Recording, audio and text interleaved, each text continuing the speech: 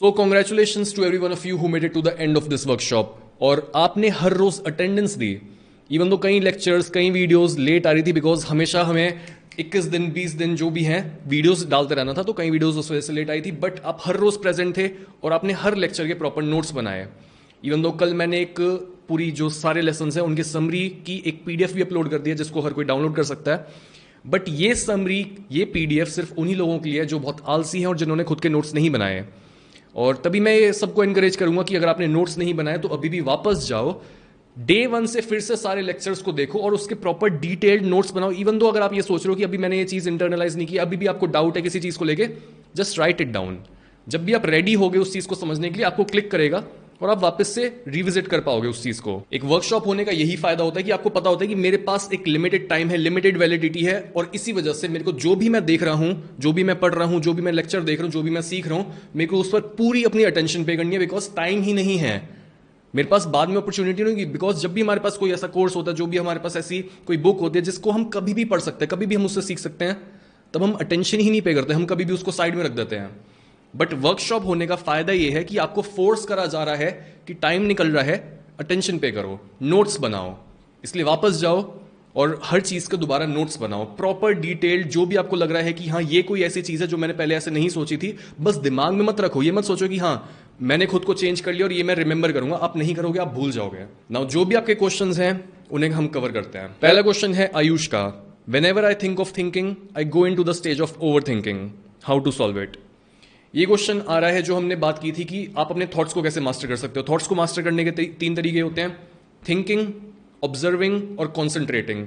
Thinking का मतलब है किसी भी थॉट को प्रायोरिटाइज कर पाना, कि मेरे पास इतने सारे थॉट्स हैं, जिस भी थॉट पर मैं अटेंशन पे करूंगा, जिस भी चीज के बारे में मैं सोचूंगा, वो चीज मेरे माइंड के सेंटर में आ जाएगी, उस चीज पर फोकस होगा। सेकंड चीज थी ऑब्जर्वेशन, की अलग अलग थॉट्स आ रहे हैं मेरे मन में, कभी कोई अर्ज आ रही है, कभी कुछ सोच रहा हूं मैं, कभी कुछ, तो बस मैं उन्हें दूर से देखूं। और तीसरी टेक्निक थी अपने थॉट्स को मास्टर करने की, ऑब्वियसली कंसंट्रेशन। बट जिन लोगों की ओवर थिंकिंग की प्रॉब्लम है, ऑब्वियसली आपको और सोचने की जरूरत नहीं है। जितना ज्यादा आप और सोचोगे उतना ज्यादा आप ओवर थिंकिंग में फंसोगे और आपके पास ऑब्जर्वेशन और कंसंट्रेशन का टाइम ही नहीं बचेगा। इसलिए जो लोग ऑलरेडी ओवर थिंकिंग में इतना ज्यादा बिजी रहते हैं, हमेशा उनके दिमाग में कुछ ना कुछ चल रहा होता है, हमेशा वो इधर उधर सोच रहे होते हैं, फैंटेसाइज कर रहे होते हैं, डे ड्रीम कर रहे होते हैं। आप बस थॉट्स को ऑब्जर्व करो और एक थॉट को बस होल्ड करना सीखो। कंसंट्रेशन वाली जो टेक्निक थी, जो त्राटक था, उसको प्रैक्टिस करो रोज, वो आपके लिए बेस्ट है। सेकंड क्वेश्चन है अहमद का, sir when we are observing our thoughts can we think about why this thought came in my mind और what is this thought connected with.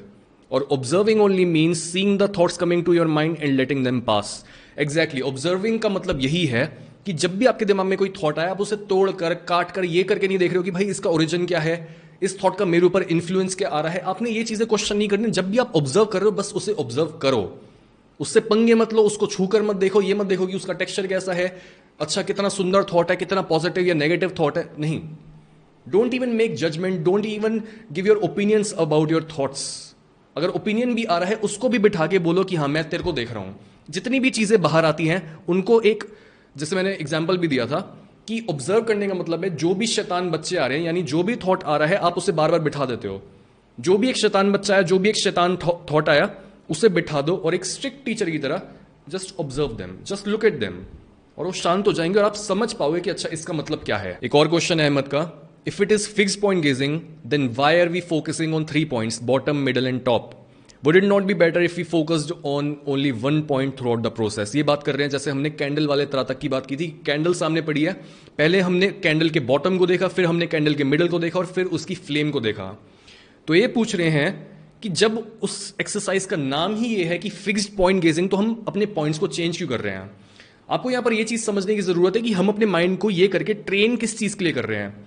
Problem तब होती जब हम अपने ऑब्जेक्ट्स को चेंज कर रहे होते, बिकॉज ऑब्जेक्ट्स को चेंज करने का मतलब क्या हुआ, जब मैं कोई बुक पढ़ रहा होता हूं तब मेरे दिमाग में कोई डिस्ट्रैक्शन आती है, फिर मैं अपना मोबाइल उठा लेता हूं, फिर मेरे दिमाग में कोई और डिस्ट्रैक्शन आती है, फिर मैं सोचता हूं कि मैं कुछ और कर लूं, मैं कुछ खा लूं। तो ऑब्जेक्ट्स यहां पर चेंज हो रहे हैं। तो प्रॉब्लम तब होती जब मैं बोलता कि कैंडल पर फोकस करो, फिर तुम अपना बॉटल पर फोकस करो, फिर तुम अपना माइक पर फोकस करो, तब होती प्रॉब्लम। लेकिन अगर हम बस एक ऑब्जेक्ट को पकड़कर बैठे हैं और पूरा उस ऑब्जेक्ट को ही हम समझ रहे हैं कि ये ऑब्जेक्ट है क्या, देन दैट्स फाइन। और एक पॉइंट पर हम एक टाइम पीरियड पर हम एक ही चीज को पकड़ रहे हैं, एक ही पॉइंट को उसके हम होल्ड कर रहे हैं। तो इस चीज में कोई फॉल्ट नहीं है, गलत तब होता जब हम ऑब्जेक्ट्स को चेंज कर रहे होते बार बार। Next question is from Himanshu. To be honest mirror gazing हुई ही नहीं मुझसे। जैसे ही आईज क्लोज की मैंने, my eye started flickering and I couldn't focus. Only for a second my image got appeared in my mind, but after that became blurred and after that I couldn't focus on my image. Is it too bad for the first time? No. अगर आपने पहली बार खुद को ढंग से image अपनी देखी है, पहली बार खुद को मिरर में ढंग से देखा है और आप आईज क्लोज करने के बाद रिकॉल कर पा रहे हो खुद की इमेज को फॉर इवन 4-5 सेकेंड्स, वो भी बहुत बड़ी बात है। बिकॉज पहली बात, कोई भी इमेज अगर आप थोड़े सेकेंड्स के लिए भी वापस से रिकॉल कर पा रहे हो प्रॉपरली, तो कोई भी इमेज के साथ वो बहुत बड़ी बात होती है। अपनी इमेज के साथ भी ऑब्वियसली वो बड़ी बात है। ज्यादातर लोग जो होते हैं वो कभी भी प्रॉपर्ली मिरर में खुद को देखते ही नहीं है। हम जब भी मिरर में खुद को देखते हैं हमारे अंदर इतनी इनसिक्योरिटीज या फिर इतनी ज्यादा सुपीरियरिटी कॉम्प्लेक्स होता है, या तो हम सोचते हैं कि जितना जैसे हम हैं उससे हम इंफीरियर हैं, या फिर जैसे हम हैं उससे हम सुपीरियर हैं। हम कभी भी खुद को एज इट इज देखते ही नहीं है। हमारा आइडिया खुद के बारे में जो होता है वो बस हमारा सेल्फीज वाला, डीपी वाला, वो वाला होता है कि इंस्टाग्राम पे ये वाली पिक है मेरी तो मैं ऐसा ही दिखता हूं। लेकिन एक्चुअल में मैं वैसा नहीं दिखता, ना आप दिखते हो वैसे। तो जो भी इंसान अपने आप को देखता है वो बस एक रफ आइडिया ले रहा होता है, वो खुद को प्रोजेक्ट कर रहा होता है, खुद के आइडिया को वहां पर ला रहा होता है कि मैं शायद ऐसा दिखता हूं। कोई भी इंसान ढंग से कभी भी मिरर में खुद को देखता ही नहीं है। जो भी इंसान मिरर में खुद को देख रहा होता है वो प्रोजेक्ट कर रहा होता है कि मेरी आंखें ऐसी हैं, मेरी शक्ल ऐसी है, मेरी नोज ऐसी है, मेरे लिप्स ऐसे हैं। वो बस एक आइडिया वहां पर डाल रहा होता है। लेकिन जब भी हम त्राटक कर रहे होते हैं और हमें फोर्स करा जाता है कि तुम बिना ब्लिंक करे एक बार देखो तो सही, एक बार देखो तुम कि तुम हो क्या, और फिर जब दिमाग में थॉट्स आते हैं अजीब अजीब कि ये क्या है, मेरे अंदर इतने सारे फ्लॉज हैं, ब्ला ब्ला ब्ला ब्ला ब्ला, तब आप रिकॉल कर पाते हो। वो है बड़ी बात। और शुरू में अगर आप फर्स्ट टाइम एक बार कुछ सेकंड्स के लिए रिकॉल कर भी पाए हो, that's a very good thing.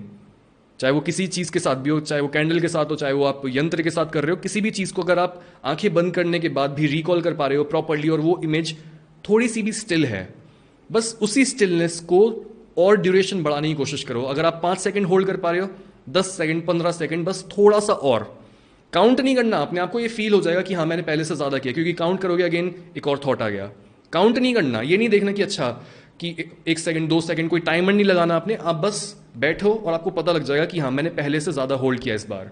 तो बस ये चीज होती है, जितना ज्यादा प्रैक्टिस करोगे उतना ज्यादा ये चीज अच्छी होती जाएगी। नेक्स्ट क्वेश्चन है अब्दुल्ला का। थॉट्स के साथ इमोशंस का एक्शन में कैसा रोल होता है वो भी एक्सप्लेन कीजिए सर।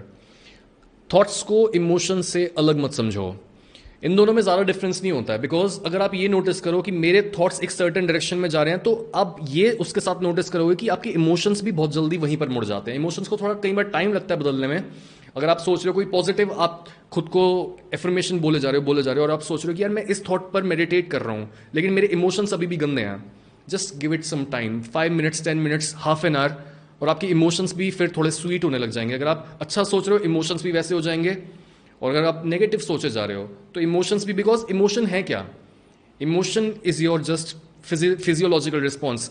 एक होता है साइकोलॉजिकल रिस्पॉन्स, एक हो गया फिजियोलॉजिकल रिस्पॉन्स, मतलब हॉर्मोन्स के लेवल पे, केमिकल्स के लेवल पे। इमोशंस और कुछ नहीं होते हैं। तो थॉट्स और इमोशंस आर लाइक पैरेलल, ऐसे चलते हैं वो। अगर आप एक डायरेक्शन में एक चीज को ले जाओगे, दूसरी चीज भी वहीं मुड़ जाएगी। तो आप ये पूछ रहे हो कि ये एक्शंस के साथ कैसे रिलेटेड होता है? जैसे थॉट्स होते हैं वैसे ही इमोशंस जुड़े हुए होते हैं, उसको अलग लेने की कोशिश ही मत करो। अगर आप थॉट्स को मास्टर कर लोगे, आपने हर चीज मास्टर कर लिया। अगला क्वेश्चन है दीपक का। सर क्या उस थॉट वाले टॉपिक के लिए ब्रेथ मेडिटेशन से कुछ बेनिफिट होगा? ऑब्वियसली, जब भी कोई आप ऐसी चीज कर रहे हो, कोई भी ऐसी टेक्निक परफॉर्म कर रहे हो जहां पर आप अपने माइंड को इस तरीके से ट्रेन कर सकते हो कि एक चीज के साथ वो कैसे बैठ सकता है, चाहे वो किसी मंत्र का जाप भी हो, चाहे आप एक मंत्र बोल रहे हो घंटों तक, सेम मंत्र का जाप करे जा रहे हो, घंटे तक आप बैठे हुए हो और आपने किसी और चीज के बारे में बात ही नहीं किया, किसी और चीज के बारे में सोचा ही नहीं है। आप अपने माइंड को बेसिकली ट्रेन कर रहे होते हो कि इट्स ओके, एक चीज के साथ बैठना कोई बहुत गलत बात नहीं है। इधर उधर तू जंप मत कर, तू नर्वस मत हो, तू एंग्शियस मत फील कर, एक चीज के साथ बैठ तू। तो जो भी चीज ऐसी होगी, चाहे वो त्राटक हो गया, चाहे वो मंत्र का जाप हो गया, चाहे वो ब्रेथ मेडिटेशन हो गया, चाहे वो बस अपनी बॉडी के किसी सर्टेन पार्ट को विजुअलाइज करना हो गया और आप उसमें सेंसेशन होता हुआ फील कर रहे हो कि हाँ मेरे चेस्ट में कैसी सेंसेशन है, और आप बस घंटे तक देखे जा रहे हो। मेरे थाइज में कैसी सेंसेशन है, आप बस देखे जा रहे हो। ये सारी चीजें आपको एक चीज के साथ बैठना सिखा रही हैं और एक चीज के साथ डीप रिलेशनशिप बिल्ड करना सिखा रही हैं। तो ऑब्वियसली ब्रेथ मेडिटेशन अगर आप एक लंबे समय तक कर रहे हो, 10 minute, 15 minute, 20 minute, 30 minute, at least 30 minute अगर आप करो, तो जो आपका फोकस होगा, जो आपकी कंसंट्रेशन की पावर होगी, जो आपके थॉट्स के ऊपर मास्टरी होगी, वो अनकॉमन होगी। 99% लोग उस तरह के थॉट्स को मेंटेन ही नहीं कर पाएंगे, वो होल्ड ही नहीं कर पाएंगे। नेक्स्ट क्वेश्चन है हेमंत का। भैया एक अलग सी शांति महसूस होती है जब भी मैं ये वाली टेक्निक करता हूं, बट एक डर सा लगता है, और मेडिटेशन करते वक्त कोई प्री रिकॉर्डेड सॉन्ग सुनूं या फिर कोई मंत्र पढ़ूं। अगर आपको डर लगता है कोई भी ऐसी टेक्निक फॉलो करते हुए, तो आपको यह समझने की जरूरत है कि first of all that's normal, and second, जब भी आप अपने अंदर डीप जाने की कोशिश करोगे तो जो चीज सबसे पहले आकर आपके रास्ते में खड़ी हो जाएगी वो होगी आपकी ईगो, और वो आपको बोलेगी कि कुछ ना कुछ गड़बड़ है, तू ये चीज क्यों कर रहा है। और वो या तो उंगली करते हुए उस इंसान की तरफ ब्लेम करेगी कि जो भी तू बुक पढ़ रहा है, जो भी तू कोर्स लेके बैठा है, जो भी तू टीचर की बात सुन रहा है, वो गलत है। या फिर वो उंगली कर देगी आपकी तरफ कि इस इंसान की, इस बुक की, इस कोर्स की, इस वर्कशॉप की जो भी इंफॉर्मेशन है, जो भी इनसाइट्स हैं, दूसरे स्टूडेंट्स के लिए मे भी काम करे, बट मेरा केस डिफरेंट है। आपकी ईगो किसी ना किसी तरीके से आपको मैनिपुलेट करने की कोशिश करेगी, आपको डराने की कोशिश करेगी। बट रिमेंबर, जब भी आपके अंदर ये थॉट आता है, कोई इनसिक्योरिटी आती है, फियर आती है, वो कहां से आता है? वो आपकी आइडेंटिटी से जुड़ा हुआ है। अगर आप ये बोल रहे हो कि दूसरा इंसान गलत है, आइडेंटिटी से आ रहा है। अगर आप खुद को लिमिट कर रहे हो, आइडेंटिटी से जुड़ा है। और आइडेंटिटी आपकी बोल रही है कि तेरे से नहीं हो पाएगा, तेरे लिए ये चीज नहीं बनी है, तो उसको इतना सीरियसली मत लो। अगर आपको खुद को चेंज करना, तो पहले अपनी आइडेंटिटी से दूरी बनाओ थोड़ी। ये सोचना बंद करो कि जो मेरा पहले वाला वर्जन था, जो भी वो बोलेगा मैं उसकी कमांड ऐसे ही सुन लूंगा, बिकॉज जो आपका पहले वाला वर्जन था वो आपको चेंज नहीं कर पाया है। और अगर आप अपने पुराने वाले वर्जन के ही ओपिनियन पर बैठे रहेंगे कि हाँ ये क्या बोल रहा है, मेरी ईगो क्या बोल रही है, अच्छा मेरे को डर लग रहा है तो ठीक है मैं ये चीज नहीं करूंगा, नहीं। नए बिहेवियर्स के लिए नई चीजें करनी पड़ेंगी, और नई चीजें जब भी आप करोगे वो अनकंफर्टेबल होंगी। और ये आप ये पूछ रहे हो कि मेडिटेशन करते वक्त कोई प्री रिकॉर्डेड सॉन्ग सुनूं या नहीं? नहीं, बिकॉज होता क्या है, जब भी मैं अपने ईयरफोन्स लगाकर मेडिटेट करने बैठ रहा हूं और मैंने कोई भी चैंट्स लगा लिए, कोई भी मैंने अच्छा म्यूजिक लगा लिया, कोई भी मैं ऐसा सॉन्ग सुन रहा हूं, मैं बहुत ईजिली पैसिव हो सकता हूं। मतलब एक्टिव होने का मतलब यह है कि मैं खुद उसके साथ इंगेज हूं, मेरी पूरी अवेयरनेस वहीं पर है और मैं उसी थॉट को मेंटेन कर पा रहा हूं। बट बहुत बार ये होगा कि जब भी आप मेडिटेट करने बैठ रहे हो और आपने बस कान में कोई ईयरफोन्स में गाना लगा लिया है, तब गाना वो चल रहा है, कोई भी भजन चल रहा है, कोई भी चैंट्स चल रही हैं, लेकिन आपके थॉट्स कई और हैं। चैंट्स का फायदा, जो भी ये आप सॉन्ग सुन रहे हो, उसका फायदा सिर्फ तभी होगा जब आपकी पूरी अवेयरनेस 100% ऑफ द टाइम या फिर most of the time chants पर ही होगी, जो भी आप सॉन्ग सुन रहे हो उसी पर ही होगी। और इस चीज के चांस बहुत कम होते हैं, बिकॉज पैसिव होना इतना ईजी है। मैं ईजिली बैठकर कहीं और वॉन्डर कर सकता हूं, लेकिन अगर मैं बस मंत्र का जाप खुद ही कर रहा हूं, अगर मैं खुद बोल रहा हूं कि कोई भी ये मंत्र है, कोई भी मैं खुद को रिमाइंड करा रहा हूं चीज, कोई भी मैं बस ओम बोल रहा हूं, वो बेटर है। बिकॉज मैं अपना मुंह यूज कर रहा हूं, जब भी मैं ओम बोल रहा हूं तब मेरी बॉडी में एक वाइब्रेशन हो रही है और मेरे कान से मैं वो चीज सुन भी रहा हूं। मतलब मेरी पूरी बॉडी में ज्यादा चीजें इन्वॉल्व हो रही हैं इस चीज को प्रोड्यूस करने के लिए, तो मेरी ज्यादा वहां पर अटेंशन होगी।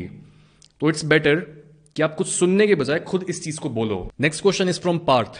It was a great session on why to concentrate and how to do tratak properly. I started this practice, Tratak or fixed point gazing, using a candle only 6 months ago. But what I did was nothing as compared to what I all learned from Saurabh sir today from this session. I will definitely start practicing this Tratak once again with a clear vision on what to do and how to do. One question that pops in my mind is when to do it. When our mind is drained of work before going to bed, or it can be done in between of work sessions. Or do we have to purely dedicate a session for this त्रातक and make our schedule as per that? आपने क्या करना है, आपने त्रातक को एक workout की तरह देखना है। आप वर्कआउट किस समय पर करते हो? नॉर्मली ये चीज रिकमेंड करी जाती है कि वर्कआउट आप या तो मॉर्निंग में करो या फिर आप नून में करो, बिकॉज नून में भी हमारी एनर्जी पीक करती है। बट ऑब्वियसली ये चीज हर एक इंसान के लिए फीजिबल नहीं होती। कोई इंसान उस समय पर लंच कर रहा होता है, कोई इंसान अपनी जॉब पर होता है और कोई इंसान स्टडी कर रहा होता है। अगर मैं अपनी बात करूं तो मैंने मॉर्निंग में वर्कआउट करके देखा हुआ है, वो चीज़ मेरे लिए वर्क करती है। मैंने नून में वर्कआउट करके देखा हुआ है, वो चीज़ भी मेरे लिए वर्क करती है। और मैंने अब मेरे पास मॉर्निंग और नून का टाइम नहीं है तो मैं शाम को वर्कआउट करता हूं। तो एक चीज़ ये होती है कि टाइम वाली। बट ऑब्वियसली अगर हम वर्कआउट से ही कंपेयर करें ब्रेन वाली एक्सरसाइजेस को, जो त्रातक जैसी कोई भी चीज़ हो गई, तो वर्कआउट बेस्ट कब होता है?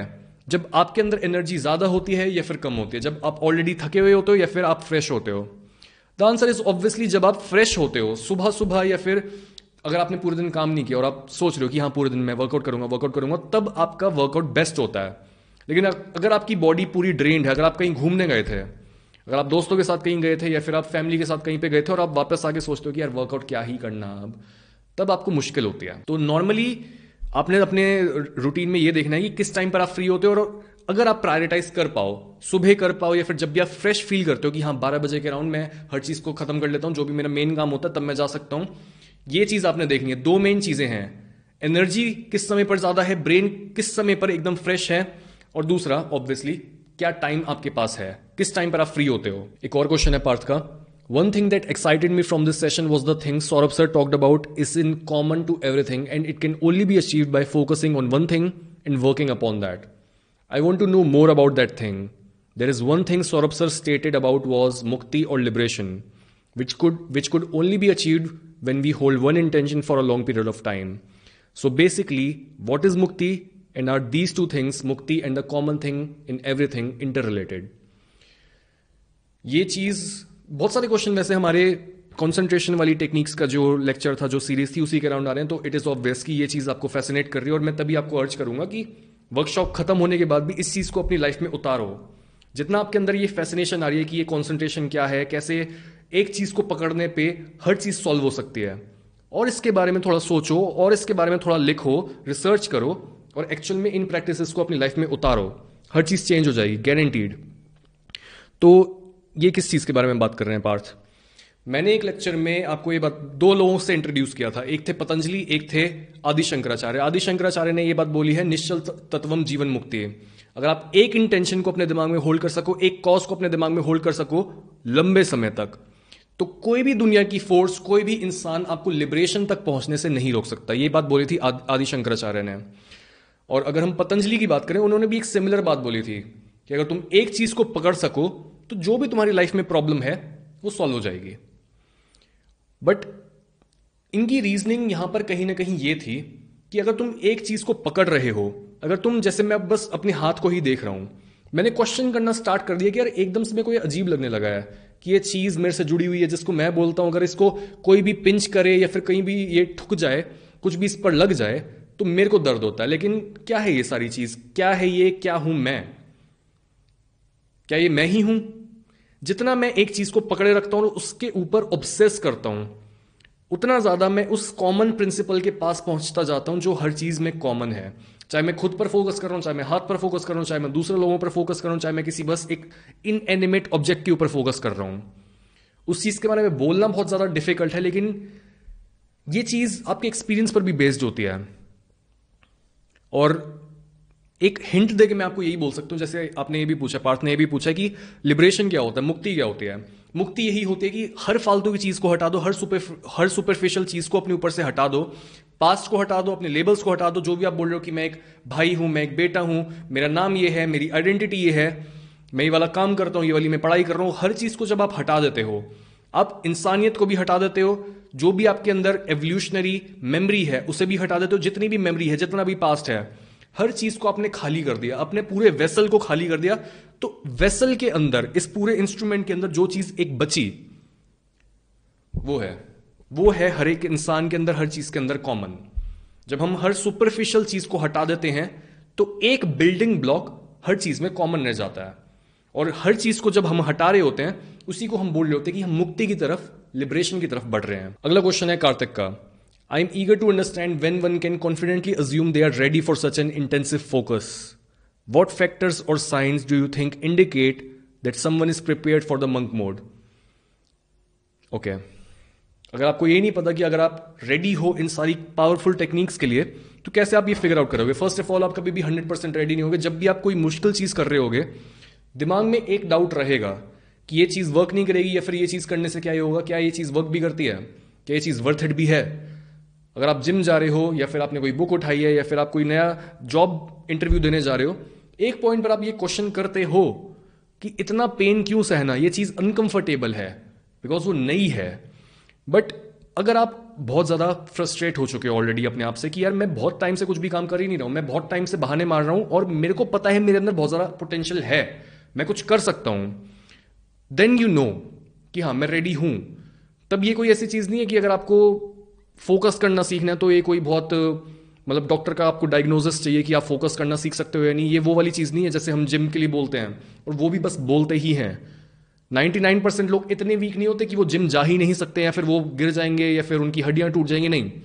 99% लोग हेल्दी होते हैं और वो बस वहां पर जाके सीख सकते हैं कि भाई कैसे मूव करना होता है अपनी बॉडी को। अगर वो ज्यादा बेवकूफ़ी ना करें तो वो खुद को इंजर्ड नहीं करेंगे। तो सेम चीज़ हम इन फोकस वाली टेक्निक्स के साथ कर सकते हैं कि अगर आपको ये लग रहा है कि आप रेडी हो कि नहीं हो, फर्स्ट ऑफ ऑल आपको ये पता होगा कि आप ऑलरेडी बहुत ज़्यादा टाइम वेस्ट करके बैठे हो और आपके अंदर पोटेंशियल है। आप अगर एक चीज़ के साथ पकड़कर डिसिप्लिन हो पाए तो आप बहुत कुछ कर पाओगे। और दूसरी चीज़ ये, ऐसी कोई डेंजरस टेक्निक्स नहीं है जो आपको इतना सोचना भी पड़ रहा है। आप ओवर थिंकिंग में अटके हुए हो अगर आपको ये क्वेश्चन पूछना पड़ रहा है तो। So just start. इतना क्वेश्चन मत करो, इतना डाउट मत करो, करके देखो 10-15 बार, 1 महीना कंसिस्टेंट रह के देखो और फिर देखो क्या होता है।